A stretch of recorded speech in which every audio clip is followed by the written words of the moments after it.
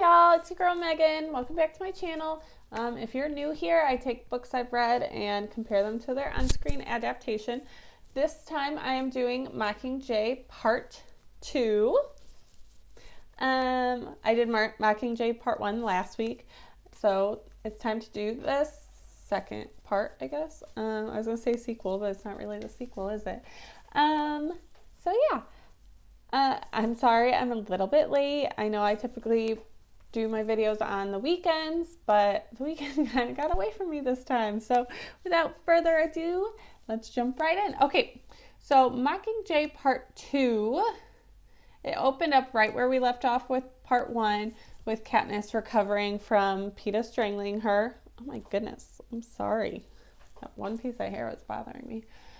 Okay, so Deli wasn't a character in the movie. So for some reason, listen y'all. Okay, so Peeta attacks Katniss, right? He's got it out for her. So to see how far this goes, they send in her little sister, Prim, in the movie. That doesn't even make sense. Like, in the book, they sent in Deli because he's, like, she knows him, and they have no relation to Katniss.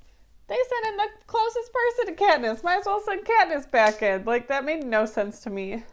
Her kiss with Gale was lame. Finally, we got to see Gale helping BT, like, plan traps. We didn't see that at all in the first movie, which was kind of a big, like, thing. So finally, it showed it a little bit in the second movie. And then I was very shocked to see Brienne from Game of Thrones. She was Commander Lime. I was very excited. And then finally, again, there showed some arguing between Katniss and Gale. That was, again, severely lacking in the last movie. And a big part of the Mockingjay book. Like, they're differing opinions on things. He's definitely angrier than her. And they just had a lot of things they disagreed in the book, and the first movie made it seem like, oh, we're best friends, we get along, everything's great, we're reunited, and I was like, there's no clashing between them. So finally, this second movie yielded us some of that. One thing that was different is Katniss did not lose her spleen. So in the book, she did lose her spleen. And so her recovery time was longer. They just made it so she was had the sore ribs, so that she could, like, get up and get going faster, I guess. And then Katniss is going to sneak her way to the Capitol. That is not how it happened in the book. I'm so bothered. So yes, they told her she couldn't go, and she's going to sneak there anyway. And then her dance with Prim was more heartwarming in the movie, of course. You get to see it, but also they cut it short with a hug. Just try to show sister bonding, because you know what happens at the end. Spoilers! And then I was kind of bummed they cut out the wedding cake that Peeta decorated as part of his therapy. Kind of just doesn't address that he's going to therapy or anything like that. And then, so, y'all, it's been a while since I watched this movie and made this list. I should have made this video a long time ago. But I said sometime in this movie they did a 3-finger salute, and it didn't make me feel anything. Usually it makes my heart sore. This time I was like, I'm over it. Y'all, I did not like this movie at all. I didn't like the book at all. I didn't like the last movie at all. First 2 Hunger Games were perfection. So good. Mockingjay Part 1, 2. So, I'm, like, not feeling this, but I'm gonna make you a video anyway. You let me know if you love this movie and you disagree with everything. Like, let me know. Okay, so she sneaks her way into the Capitol, right? And they just let her into a unit, even though she snuck there. Like, that doesn't even make sense. She just sneaks in and they let her into a unit. Like, it's that easy. In the book, she did training and she had to pass tests and all this just to get into a unit. right? But no, they just let her into a unit, even though she snuck there. You know, she didn't have to go through training. She didn't have to pass any tests, nothing. All that time she was bonding with Joanna and healing herself, it was just cut. So I guess that they're just, like, supposed to be shooting the propos, like they're the Star Squad, but still, they just let her in. I didn't like that. And then PETA shows up, and I'm like, dude, has PETA made any progress in his hijacking before being thrown into the literal battlefield with Katniss? Like, they haven't addressed anything. Oh my god. In the book, they were at least like, yeah, he's been, like, the therapy with the cakes, and then when he showed up, they're like, he's been doing a lot better with his training, blah, blah, blah, therapy, and, like, this is the next step. They said nothing. So, who knows? He's just still nuts. Is that mean to say? I don't care. He was nuts, okay? He was hijacked to be nuts. So League stays behind with her sister, the injured League 1, League 2, I don't know. Instead of going with, that was different than the book. So she left her behind. She's like, peace in the book, but not in the movie. So Gale was leading this Star Squad pretty confidently for some reason. Like, he knows his way around, even though it's his first time in the Capitol too. He's like, come on guys, this way, let's go. And I'm like, there are people here who have been in the Capitol. Why is he leading them? Like, he doesn't know anything. And then there was, hey, shout out, there was Caesar Flickerman. He was not present in the third book at all, but I guess he was a recurring presence in the series, so I'm cool with them inserting him in there. And then this is exactly word for word what I typed here. I literally zoned out for 5 minutes, and now they're underground. Like, I was not feeling this. I was on my phone. I had to keep rewinding. I'm like, what did I miss? Like, I was not having this movie. It was so boring. The Mutts, though, they looked legit. Gonna give them props. The fighting the Mutts was much more intense than in the book, and then it was a lot more one-on-one, too. A lot of the fighting in the book with the Mutts was from a distance. She was shooting them from afar, but there was some, like, intense action happening in the movie. And then Finnick's death was more emotional. In the movie, they kind of gave us some time to be sad about it, whereas in the book, it was just like, he died, moving on. But then, in fact, everyone's death was a little bit different than the book. A little bit more time dedicated to each person. And then in the book, Katniss killed, like, a random Capitol citizen who saw her. She just shot her right away. That never happened in the movie. And then at that person's house, they were supposed to get into disguises and then go see Tigress. But, of course, she didn't shoot that person. They never went in this person's house. So they just went straight to Tigress.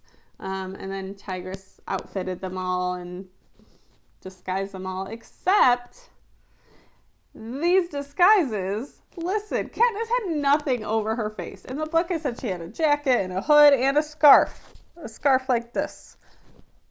In the movie, she just has a hood on. I'm like, she is well known. How she walk around with her face not covered? I get that they're probably like, the audience won't know who she is if her face. Yes, we will. Yes, we will. Give us some credit. Cover her face. Because if we recognize her that clearly, so will everyone in the Capitol. And then their plan was just kind of confusing in the movie. Like, in the book, it very clearly said Pollux and Cressida would leave first. And then Gale and Katniss would leave and kind of follow them because they didn't know their way around. But it didn't really explain that. Like, I don't know. Did I miss that? Or did they not explain it? Like, all of a sudden, Katniss and Gale were just, like, outside and I had no idea what was going on. In the book, the girl with the yellow coat gets shot. In the movie, her mom does. I get it. Trying to appeal to us a little more. Don't want to see kids die. Whatevs. So, Katniss and PETA. What? I meant Gale. I typed PETA. Katniss and Gale get separated by a tank flipping over. But in the book, like, the ground was, like, falling through the ground, falling apart kind of. And then so they get separated by a flip tank, and then that's when the peacekeepers take Gale away. But in the movie, she clearly hears him saying, shoot me. In the book, she doesn't hear him at first. She's like, what? What's he saying? And then later, she's like, oh my God, he was telling me to shoot him. But in the book, he's literally like, shoot me. And she's like, I can't do it. I don't know why I turned British there, but whatevs. Okay. The silver parachutes in the movie. So in the book, it explicitly said they were dispersed just over the kids who were locked in this barricade, right? But in the movie, it looked like they were just dispersed everywhere and not just to the children. So I don't know if that was just me like seeing it wrong, or if they just weren't clear on that, or what. And then I was really mad. I was like, why is Katniss's mouth always open like a fish gasping for water? She's always running like, always. Like, close your mouth, girl. What are you doing? I understand running with your mouth open, like, but you don't have to, like, always. It drives me crazy. So you're telling me, okay, so yeah, blah, blah, blah, Prim dies. That was not emotional. And then, so she just, like, misses all the action and wakes up in the mansion. And, okay, this is where I am now. So you're telling me that she was in the mansion and she smelled the roses that were in a completely different building. In the book, she's walking around the mansion, she smells roses, and she finds a one room within the mansion that has the roses.